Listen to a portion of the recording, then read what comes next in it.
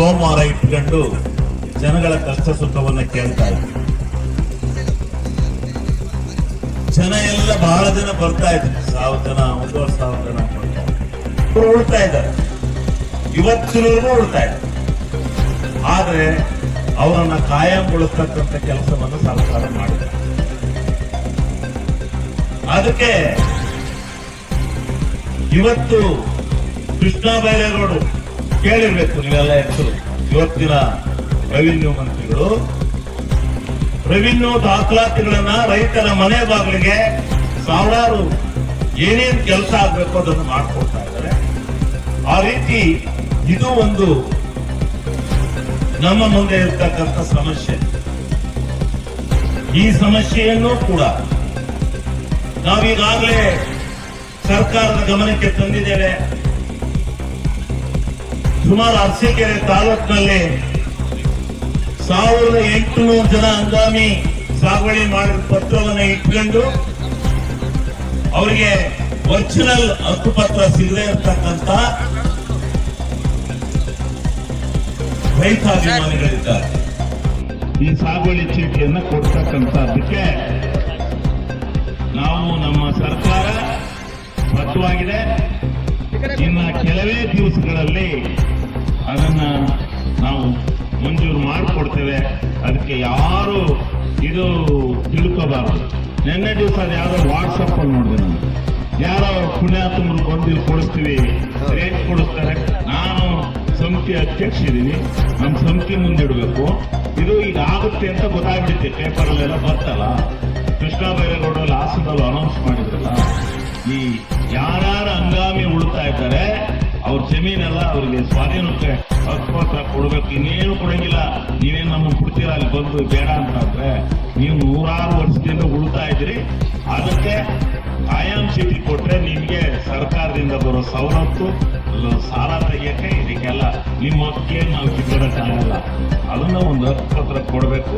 ಅದಕ್ಕೊಂದು ಸಾಫ್ಟ್ವೇರ್ನ ಈ ಎಲ್ಲಾ ಭೂಮಿಗಳಿಗಿಂತ ಪ್ರತ್ಯೇಕವಾಗಿ ಒಂದು ಸಾಫ್ಟ್ವೇರ್ ಅನ್ನ ರಚನೆ ಮಾಡಿ ಅದನ್ನ ಕೊಡಬೇಕು ಅಂತಕ್ಕಂಥ ನಿರ್ಧಾರ ಆಗಿದೆ. ಅದನ್ನು ಮಾಡಿಕೊಡ್ತಾರೆ.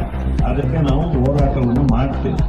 ಅದನ್ನು ತಿಳ್ಕೊಂಡು ನಾಳೆ ಇಲ್ಲಿ ಸಭೆ ಐತೆ ಅಂತ ತಿಳ್ಕೊಂಡ್ಬಿಟ್ಟು ನಾಳೆ ನಾವು ಹೋಗ್ಬಿಟ್ಟು ಹೇಳಿ ಬಂದ್ಬಿಡೋಣ ಅಂತ ಬಂದರೆ, ನಾವು ಇವತ್ತು ಹೇಳ್ತಿದ್ದು ಅವರು ಅಡ್ವಾನ್ಸ್ ಆಗಿ ಬಂದು ನಾವು ಕೃಷ್ಣ ಬೈರೇಗೌಡರಿಗೆ ಧನ್ಯವಾದ ಹೇಳಬೇಕು. ನಾವು ಹೋರಾಟ ಮಾಡಿದ್ರು, ನಾವು ಅದೆಲ್ಲಕ್ಕಿಂತ ಹೆಚ್ಚು ತಹಸೀಲ್ದಾರಿಗಳು ಅದನ್ನು ಕಂಡಿಡಿದು ಇಷ್ಟು ಜನ ಅಂತೇಳಿ ಅರಸೀಕೆರೆಯಲ್ಲಿ ಕಂಡಿಡಿರ್ತಕ್ಕಂಥವ್ರು ನಮ್ಮ ಕಮಿಟಿ ಮುಂದೆ ಏನಾದ್ರು ರಾಜಕೀಯ ನಡೀತವೆ. ರಾಜಕೀಯದಲ್ಲಿ ನಡೀಬಾರ್ದು ಅಂತ ಹೇಳೋದಿಲ್ಲ. ಈ ಕೆಲಸವನ್ನ ಮಾಡಿಕೊಡ್ತಕ್ಕಂಥದ್ದು ನನ್ನ ಗಮನಕ್ಕೆ ಈ ಹಂಗಾಮಿ ಸಾಗುವಳಿ ಚೀಟಿ ಬಂದು ಇಲ್ಲಿಗೆ 4-5 ತಿಂಗಳಾಯ್ತು. 4-5 ತಿಂಗಳಿಂದ ಯಾವ್ಯಾವ ಊರಿನಲ್ಲಿ ಇದಾವೆ ಅದನ್ನ ಪತ್ತೆ ಹಚ್ಚಿ ಪ್ರತಿಯೊಂದು ಊರಿಗೆ ಹಕ್ಕುಪತ್ರವನ್ನ ಕೊಡ್ಲಿಕ್ಕೆ ನಾನೇ ಬರ್ತೀನಿ, ನಾನೇ ತಗೊಂಡ್ಬರ್ತೀನಿ. ನಿಮ್ಗೆಲ್ಲ ಹಕ್ಕುಪತ್ರನ ಹಂಚಿ ಹೋಗ್ತೀನಿ. ನೀವು ಯಾರು ಅದ್ರ ಬಗ್ಗೆ ಯಾರು ಇದನ್ನು ತಿಳ್ಕೊಬೇಕು, ನಾವು ಮಾಡ್ಕೊಡ್ತೀವಿ. ಯಾರ್ಯಾರು ಇದಾರೋ ನನಗೆ ಹೇಳಿ. ನಿಮ್ಗೆ ಎಲ್ಲ 96 ಜನ ಹೆಸರಿಗೆ ಇರ್ತೀನಿ ಪಂಚಾಯತಿನಲ್ಲಿ. ಅದರಲ್ಲೂ ನಮ್ಮ ಮಲ್ಲೇನಹಳ್ಳಿ ಹತ್ರ ಹೋಗಿ ಎಲ್ಲ ಊರವರು ಹುಟ್ಟಿದಾರಂತ. ಜಮೀನು ಎಲ್ಲಿತ್ತಲ್ವಾಗ ಹುಟ್ಕೊಳ್ಳಿ ಅಂತ ಹೇಳ್ತು ಸರ್ಕಾರ ಅವತ್ತು. ಯಾಕೆಂದ್ರೆ ಅಮೆರಿಕ ಕೆಂಪು ಜೋಳಕ್ಕೆ ಹೋಗ್ಬೇಕಾಯ್ತು. ನಾವು ಬೆಳೀತಕ್ಕಂಥ ಆಹಾರ ನಮ್ಗೆ ಸಾಕಾಗ್ತಿರ್ಲಿಲ್ಲ. ಹಾಗೇನ್ ಮಾಡ್ಬೇಕು ಅಂದ್ರೆ ಈ ಭೂಮಿನ ಉಳಬೇಕು, ಉತ್ತಬೇಕು, ರಾಗಿ ಬೆಳಿಬೇಕು ಅಂತ ತೀರ್ಮಾನ ಮಾಡಿ ಎಲ್ಲ ಹೋಗಿ ಉತ್ಕೊಳ್ಳಿ, ಹಂಗಾಮಿ ಸಾಗುವಳಿ ಚೀಟಿ ಕೊಟ್ಟರು, ಹೋಗಿ ಉತ್ಕ ಹೋಗಿ ಅಂತ. ಅದಕ್ಕೆ ಕಾಯಂ ಸಾಗುವಳಿ ಚೀಟಿ ಕೊಡಬೇಕು. ಅದನ್ನು ದುರಸ್ತಿ ಮಾಡಿ ನಿಮ್ಮ ಹಕ್ಕಿಗೆ ತಕ್ಕಂತೆ ಹಕ್ಕುಪತ್ರವನ್ನು ಕೊಡ್ತಕ್ಕಂಥ ಕೆಲಸವನ್ನು ನಾವು ಮಾಡ್ತೇವೆ. ಅದು ಕೊಡ್ತಕ್ಕಂಥ ಕೆಲಸವನ್ನು ಸರ್ಕಾರ ಮಾಡಿದೆ. ಅದಕ್ಕೆ ಇವತ್ತು ಕೃಷ್ಣ ಬೈರೇಗೌಡರು ಕೇಳಿರ್ಬೇಕು ನೀವೆಲ್ಲ ಹೆಸರು. ಇವತ್ತಿನ ರೆವಿನ್ಯೂ ಮಂತ್ರಿಗಳು ರೆವಿನ್ಯೂ ದಾಖಲಾತಿಗಳನ್ನ ರೈತರ ಮನೆ ಬಾಗಿಲಿಗೆ ಸಾವಿರಾರು ಏನೇನು ಕೆಲಸ ಆಗ್ಬೇಕು ಅದನ್ನು ಮಾಡಿಕೊಡ್ತಾ ಇದ್ದಾರೆ. ಆ ರೀತಿ ಇದು ಒಂದು ನಮ್ಮ ಮುಂದೆ ಇರ್ತಕ್ಕಂಥ ಸಮಸ್ಯೆ. ಈ ಸಮಸ್ಯೆಯನ್ನು ಕೂಡ ನಾವೀಗಾಗಲೇ ಸರ್ಕಾರದ ಗಮನಕ್ಕೆ ತಂದಿದ್ದೇವೆ.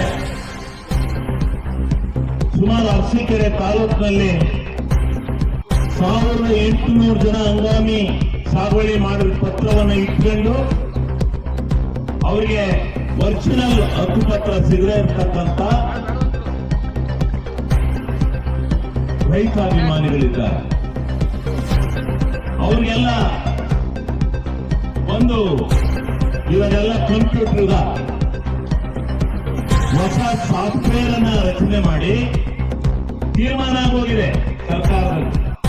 ಕೃಷ್ಣ ಬೈರೇಗೌಡರು ಮೊನ್ನೆ ಹಾಸನದಲ್ಲಿ ಘೋಷಣೆ ಮಾಡಿದ್ದಾರೆ.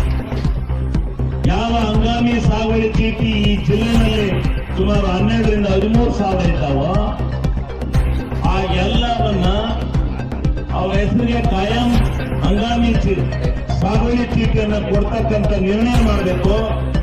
ಅದಕ್ಕೆ ಒಂದು ಹೊಸ ಸಾಫ್ಟ್ವೇರ್ ಅನ್ನು ರೆಡಿ ಮಾಡಬೇಕು. ಅದನ್ನು ರೆಡಿ ಮಾಡಿದ್ರೆ ಆವಾಗಿನ ತಹಸೀಲ್ದಾರ್ ಅವರೇ ನಮ್ಮ ಬಗಲ್ಪುರ್ ಸಮಿತಿಯಲ್ಲಿ ಮುಂದೆ ಇಟ್ಟು ನಾನೇ ಅಧ್ಯಕ್ಷ, ನಾನೇ ಮಾಡಬೇಕು, ನಾನೇ ಅದನ್ನ ಮಂಜೂರಾತಿಯನ್ನು ಕೊಡಬೇಕು. ಇಟ್ಟು ಆ ಸಮಿತಿಯ ಮುಂದೆ ಇಟ್ಟು ಅದಕ್ಕೆ ಹೊಸ ದಾಖಲಾತಿಗಳನ್ನು ಸೃಷ್ಟಿ ಮಾಡಿ ಅವರಿಗೆ ಹಂಗಾಮಿ ಸಾಗುವಳಿ ಚೀಟಿಯನ್ನು ಕೊಡಬೇಕು ಅಂತಕ್ಕಂಥದ್ದನ್ನು ಮಾಡಿದ್ದೇವೆ. ಈ ಗ್ರಾಮ ಪಂಚಾಯತಿನಲ್ಲೂ ಸುಮಾರು 96 ಜನ ಹಂಗಾಮಿ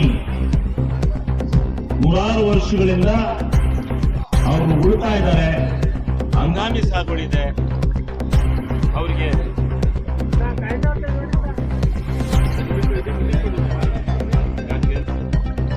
ಯಾರಾದರೂ ನೀವು ಕೈಗೆ ಬಂದ್ರೆ ದಯಮಾಡಿ ಹೇಳಿ, ಅದನ್ನು ಇಲ್ಲಿ ಪರಿಶೀಲನೆ ಮಾಡಿ. ಇನ್ನು ಯಾವುದೇ ಸಮಸ್ಯೆ ಇದೆ, ಒಂದಲ್ಲ ಎರಡಲ್ಲ, ಎಲ್ಲ ಸಮಸ್ಯೆಗಳು ನಾವೆಲ್ಲ ಅಧಿಕಾರಿಗಳು ಬಂದಿದ್ದಾರೆ, ಹೇಳಿದ್ರೆ ಪ್ರಾಮಾಣಿಕವಾಗಿ ಮಾಡಿಕೊಡ್ತೇವೆ ಅಂತಕ್ಕಂಥ ನೀವೇನು ಯಾರ ಮೇಲೆ ಹೇಳಿದ್ರೆ ಅದೇ ನೀವೆಲ್ಲ ಪ್ರಾಮಾಣಿಕವಾಗಿ